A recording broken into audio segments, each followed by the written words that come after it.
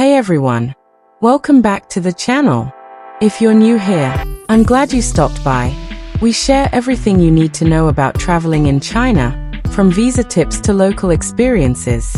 Now, let's talk about a big update that just came out. Starting from June 1st, 2025, China is expanding its visa-free policy to include 5 more countries from South America: Brazil, Argentina, Chile, Peru, and Uruguay. Citizens of these countries holding ordinary passports can now enter China visa-free for up to 30 days for purposes such as business, tourism, visiting friends or family, cultural exchange, or transit. This policy will remain in effect until May 31st, 2026. With these additions, the total number of countries eligible for China's 30-day visa-free entry increases to 43. If your country is on the list, now is the perfect time to start planning your trip to China. Thanks for watching.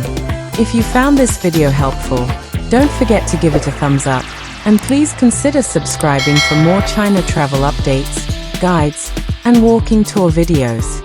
See you in the next one.